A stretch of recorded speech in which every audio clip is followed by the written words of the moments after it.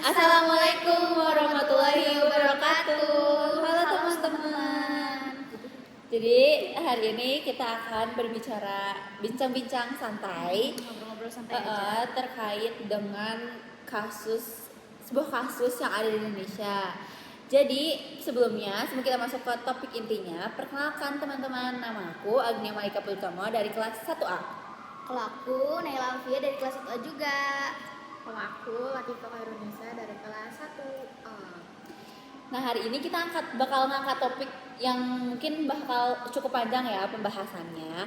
Di sini apa sih yang akan kita angkat, Kak Naila? Kita tuh bakal ngangkat kasus yang lumayan viral ya belakangan ini. Itu tuh ada kasus pelecehan seksual, bukan hanya kasus pelecehan seksual doang, tapi tuh ada kasus pembunuhan juga di balik itu. Pelakunya ya. Pelakunya ada 4. Empatnya di bawah umur. Iya, 4 Wow. di bawah umur. Betul. Serius Kak? Iya, korbannya juga di bawah umur. Kayak waktu kita umur 12 tahun kita masih ngapain sih? Masih UN, ingat Ya, nggak? Kita kita masih dapat UN. UN ya. Iya, kita- kurikulumnya. Ya, aku masih main scale. Iya. Kita benar-benar masih fokus on ujian Iya. akhir kita, tapi di sisi lain, di dimensi lain ternyata ada umur 12 tahun udah bisa ngebunuh. Itu otaknya kenapa ya kira-kira? Ada yang koslet tuh ya. Itu yang salah tuh siapa tuh? Anaknya agak. Hmm. Nah, nanti di sini kita bakal bahas lebih lanjut. Nah, pertama aku mau ceritain dulu nih kronologinya. Jadi, sebut aja korban itu namanya AA ya. Si AA ini perempuan di bawah umurnya tuh masih 13 tahunan.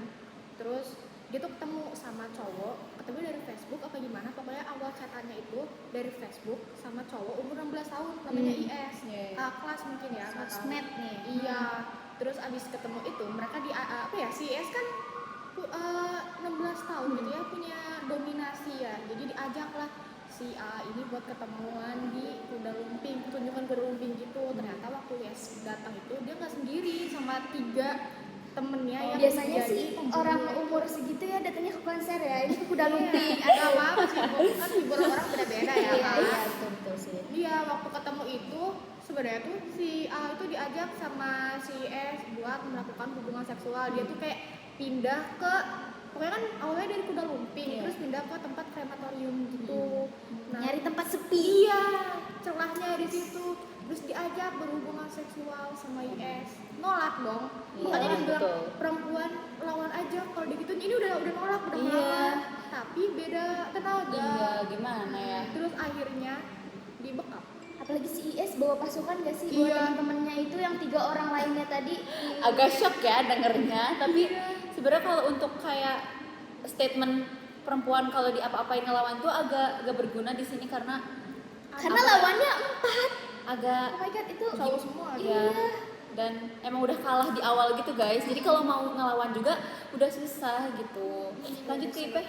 Nah, terus tuh kan pingsan nih pas kan dibekap, nggak sadarin, dirudak paksa, diperkosa berempat itu. Yang pun kasihan Serem banget. banget. Orang, guys. Terus dikiranya tuh cuman pingsan, padahal sebenarnya tuh kayaknya udah mau ambang kematian. Iya, iya. udah sekarat ibaratnya ya. Terus dibopong lagi pindah ke TKP 2. Terus waktu di TKP 2 dirudak paksa lagi, kasihan banget masih 13 tahun. Maksudnya umur berapapun kasihan itu Iya, iya. nggak bermoral Iya, banget iya. sih Kak. Dan akhirnya ditinggalin begitu aja di TKP kedua, dan itu para pelaku balik lagi ke tempat Lumping. Sumpah ini kayak bejat banget sih. Takut banget, tapi itu yang maksudnya di sini kalau di highlightnya ya, jatuhnya kayak anak di bawah umur udah bisa ngelakuin hal kayak gitu tuh, dia taunya tuh dari mana sih? Maksudnya kayak udah sampai kepikiran berempat sama-sama ngelakuin hal Iya, kayak gitu. udah direncanain banget tuh kerjasamanya.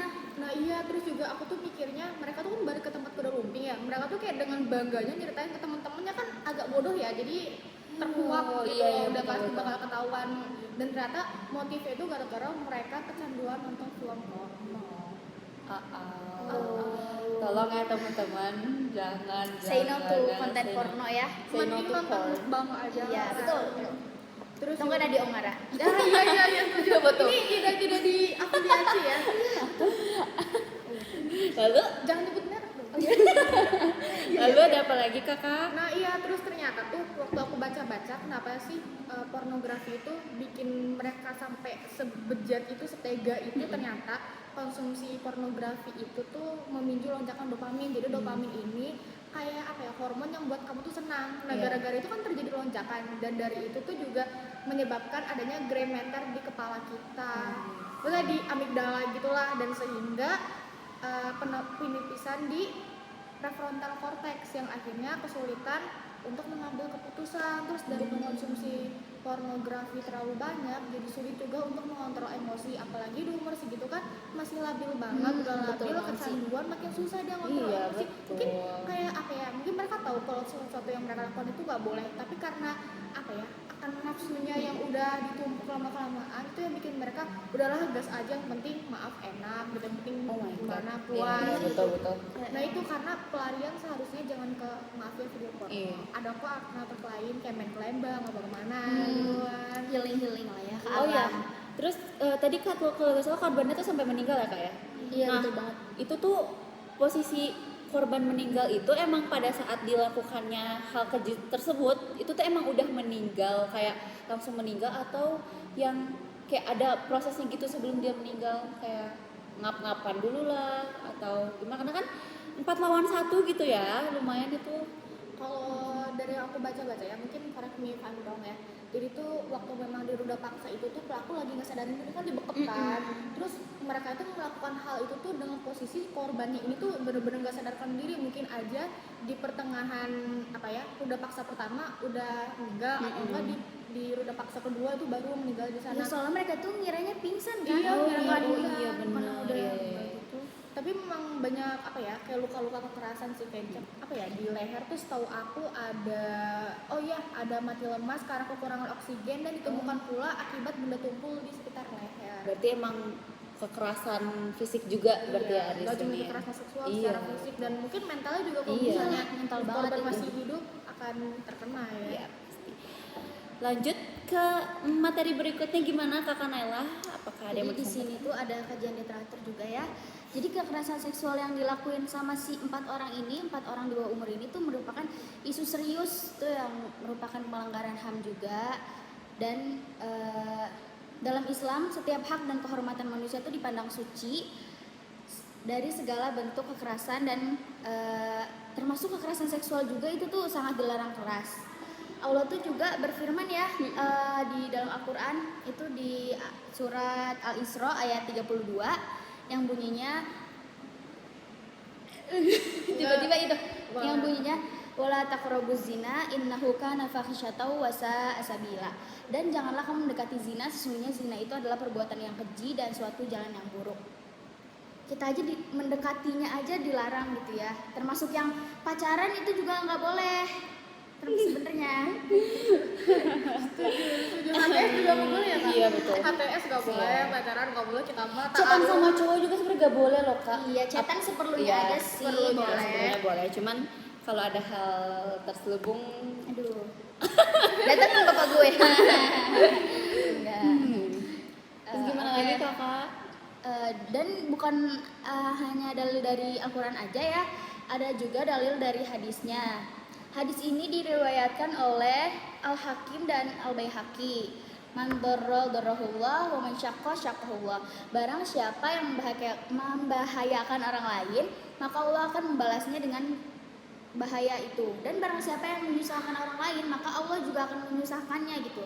Jadi bayangin itu si 4 orang itu tuh senyusahin si perempuan apa, udah nyusahin, nyakitin, ngebunuh juga, pasti balasan dari Allah tuh bener-bener yang sangat parah. Ya. sangat parah lah, sangat Ya kita juga nggak akan bisa ngeprediksi juga ya. Soalnya di sini aja hukumnya tahu nggak, yang paling tua yang mendalang dari kejadian itu kan umur 16 tahun, cuman 10 tahun penjara untuk 1 nyawa, itu gila nggak? Dan tahu nggak sih tuh awalnya tuh sempat mau apa ya, hakim tuh sempat bilang mau dihukum mati, cuman karena iya, banding. iya, akhirnya karena nggak tuh jadi. karena nyawa dibalas nyawa tuh sebenarnya ada loh di hukum Iya, Islam. iya, betul. Iya, jadi Benar lebih baik banget. tuh dibalas nyawa harusnya ya. Kenapa hakimnya nurunin hukumannya sih? Karena juga apa ya, Indonesia kan negara berbasis HAM, dan kita juga nggak bisa ngambil hukum itu cuma dari agama Islam, jadi harus bisa meratain. Iya. Jadi sebenarnya nggak bisa bilang make sense, cuman nggak adil aja nggak sih buat keluarga korban, karena sampai sekarang pun mereka masih menuntut keadilan gitu loh. Iya betul. Terus tadi juga sempat disebutin ya kak, kalau misalnya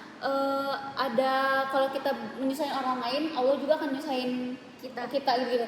Kalau dipikir-pikir ya teman-teman, gimana kalau misalkan nanti udah besar pelaku-pelaku ini bakal punya anaknya perempuan kayak gituin, itu kan sebuah tanda Allah juga menyusahkan kembali gitu di keluarganya. Kan kita nggak pernah tahu ya kalau apalagi kalau misalkan mereka nggak taubat atau Hukum tabur tua itu pasti ada ya. Iya gitu, makanya kita harus selalu berhati-hatilah sama perilaku kita. Kalau misalkan kita udah melakukan keburukan, cobalah ditobatin dulu gitu, ikhtiarnya, coba minta maaf sama diri sendiri, minta maaf sama Allah, lakukanlah hal-hal yang lebih baik dari sebelumnya gitu ya. Taubat.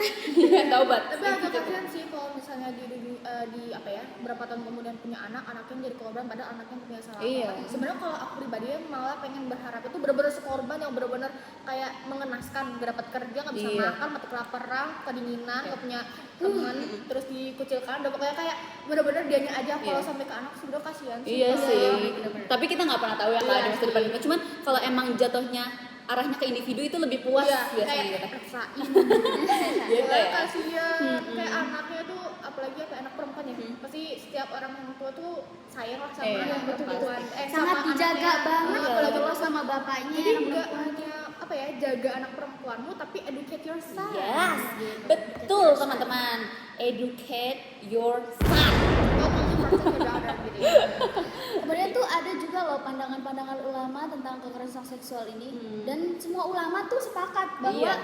perbuatan ini tuh perbuatan yang keji dan dosanya tuh besar banget. Nah, ada menurut Imam Ghazali yang menjelaskan tuh pentingnya penghormatan terhadap kehormatan manusia. Jadi tuh setiap manusia tuh suci dan memiliki kehormatan yang sama, dan kita tuh setara gitu, gak boleh yang Nggak adil. Iya, betul-betul. Harus adil ya, semua setara karena hukum itu nggak boleh tajam ke atas tuh. Iya, betul. Nggak boleh Gak boleh itu. tajam ke atas, tumpul ke bawah. Tumpul ke Intinya jangan, sebenarnya kalau dipikir-pikir kesetaraan tuh lebih ke jangan feminisme, Iya. masculinity, Iya. apa jangan sih? misogyny, Iya.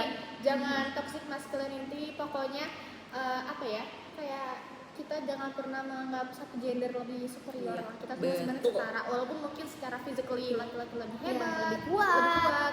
tapi juga ada kok perempuan yang Iya. physically juga kuat gitu. Jadi sebenarnya semuanya sama aja, dan di mata Tuhan kita sama guys. Iya, kita Iya. setara. Alhamdulillah. Kemudian tuh ada pendapat dari Syekh Yusuf Al-Qadawi yang menyatakan bahwa kekerasan seksual itu melanggar hak individu dan prinsip keadilan dalam Islam. Cuman menurut aku bukan hanya itu aja sih, melanggar HAM juga ya. Iya, betul. Apalagi udah sampai meninggal. Sampai dibunuh juga gitu. Kemudian ada juga dari mazhab Hanafi, yaitu pelaku kekerasan seksual dapat dihukum dengan hukuman hudud seperti rajam, cambuk yang sesuai dengan syariat Islam. Cuman kan kalau di Indonesia balik lagi ya Kak, berbasis negaranya tuh berbasis hukum HAM ya. Jadi ya agak susah ya. Tapi Iya. kalau di Aceh tuh ada itu masih dicambuk. Iya ada masih. Cuman berlaku belum hukum sampai Islamnya. meninggal, kayaknya belum sampai hukum mati yang nyawa tuh belum ada. Kalau jadi salah satu daerah di Indonesia itu di Aceh tuh emang menerapkan hukum-hukum Islam yang kayak dicambuk lah, dirajam gitu sesuai perilakunya. Cuman setahu aku sih yang meninggal itu sampai dimanapun masih jarang gitu. Iya. Karena terlalu berat juga ya mungkin. Sebenarnya ya agak pro kontra juga ya, karena bukan negara muslim dan sampai sekarang juga negara muslim yang 100% mengikuti hukum Islam agak mustahil ya, emang Iya, jarang ditemukan. agak Bahkan Arab pun yang dulu katanya tuh apa sih namanya? Tegas. Kaca dari ituan Islam. Iya, jadi udah Iya, bertumbuh udah, di Arab. sekarang udah bersimpang juga. Iya, banyak Ada konser-konser. iya, ada dugem kalau kalian tahu ada dugem. Iya, bener. Sebenarnya kayak aku kan dulu K-popers ya, terus sedih gitu loh pas ngeliat K-pop favorit aku, grup favorit aku tuh konser di Riyadh. Sebenarnya emang bukan Mekahnya, cuman kan masih Iya. dekat dan masih Iya. bagian dari Saudi Arabia. Jadi kayak agak sedih gitu. Karena kentalnya budaya muslim ya di sana. Jadi agak kaget mungkin secara kultur kenapa tiba-tiba ada konser gitu. Karena sekarang lebih ke kapitalis ya. Iya. Ya, Pemimpinnya juga udah beda, eranya udah beda ya, kingnya. bukan Iya. King Salman. Mungkin King Salmannya udah ke kelas kita. Oh iya. Berarti mungkin aku akan lanjut ke next materialnya ya. Jadi dengan adanya kasus ini ada juga analisis dan perbincangan tentang 5 prinsip Islam yang dapat menangani kasus-kasus ini. Ada 5 nih teman-teman, di antaranya ada tauhid, keadilan, kemerdekaan, persamaan, dan tolong menolong. Sekarang kalau kita pahami tentang tauhid, tauhid itu apa sih? Tauhid itu adalah sebuah ideologi, sebuah prinsip, sebuah tujuan kita sebagai seorang muslim untuk memiliki tauhid. Tauhid itu tentang kepercayaan kita terhadap Allah tuh hanya Tuhan itu hanya satu, yaitu Allah Subhanahu wa taala sebagai muslim, kita sebagai muslim, dan spiritual kita juga didukung oleh kepercayaan kita terhadap tauhid gitu. Jadi kalau misalnya kita kurang iman, itu bisa saja tauhid kita juga kurang gitu. Jadi kayak tumpuan tauhid kita tuh emang masih kurang, karena dilihat dari kasus ini aja, mereka tuh sebenarnya kita nggak tahu ya, ini di luar sebenarnya kayak kita nggak tahu ini pelakunya tuh muslim atau bukan. Tapi kalau memang benar muslim, seharusnya mereka tidak melakukan itu, karena setiap orang muslim tuh harus punya tauhid, di mana tauhidnya itu adalah kepercayaan kepada Tuhan, yang di mana di dalam tauhid itu ada hukum-hukum loh gitu. Maksudnya dengan melakukan itu emang mereka nggak tahu hukumnya gimana gitu. Sebenarnya kalau Islam juga harusnya akal manusianya Iya, bisa betul. benar. Iya. Cuman karena memang kita bahasannya sedang Islam, terhadap ya. Islamnya gitu Kita ya. Jadi coba sambungkan ya. Ternyata iya. di Al-Quran tuh banyak banget. Iya, ya, banyak yang banget. diomongin. Bener-bener banyak. Jadi kalau dibilang Islam agama rasis, Islam itu propaganda jahat lainnya. Enggak, Islam itu sangat amat baik. Sebagai muslim kita harus selalu taat kepada Allah Subhanahu wa taala ya. Kemudian ada yang kedua, poin kedua itu adalah keadilan. Keadilan di sini adalah hukum terhadap pelaku-pelaku yang melakukan kekerasan tersebut. Kenapa?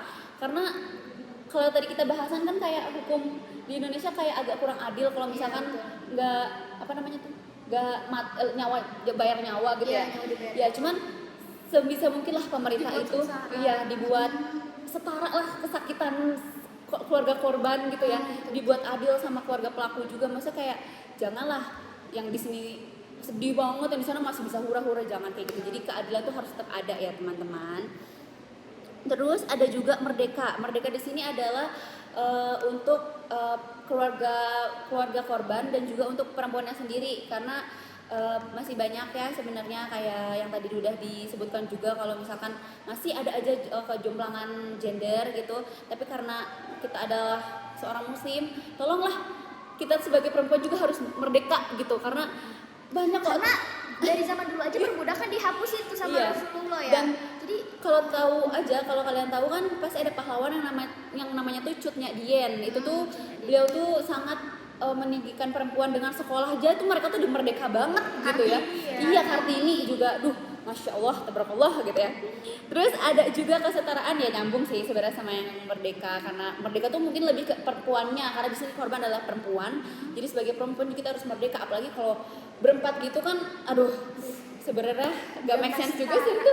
Kasus itu sebenarnya agak gak make sense ya di otak kita, kayak kok bisa, tetap aja kayak kok Anak bisa. sekocil itu Iya, ya. 12. Ada aku loh. iya. Bahkan ada yang belum lulus SD gak sih kayaknya? Iya. Iya, ada yang Umur masih segitu. kecil banget, umur berapa Iya. ya? Bayangin anak sekolah dasar udah bisa menguasai hal-hal seperti itu. Masya Allah ya.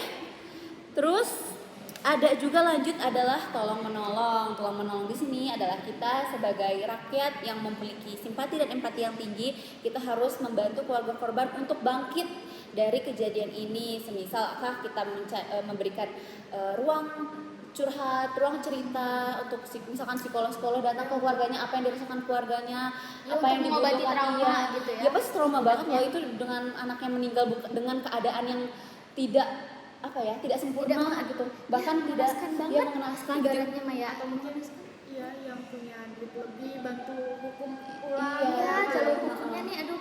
Apalagi tadi aju bandingnya apakah Dari yang hukum mati jadi 10 tahun. cuma 10 tahun dibayar sama nyawa yang Sampai umur 26 tahun doang itu juga satu doang yang dihukum. Iya, Karena iya. yang selain di bawah umur. Iya, jadi ya semoga lah kita sebagai seorang muslim harus selalu tolong menolong sesama kita. Begitu.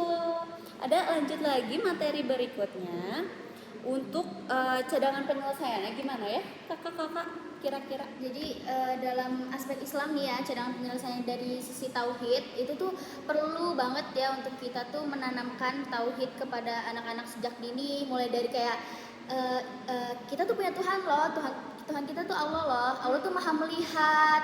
Kamu kalau ngapa-ngapain tuh pasti dilihat sama Allah, dan jauhilah perbuatan-perbuatan keji gitu loh.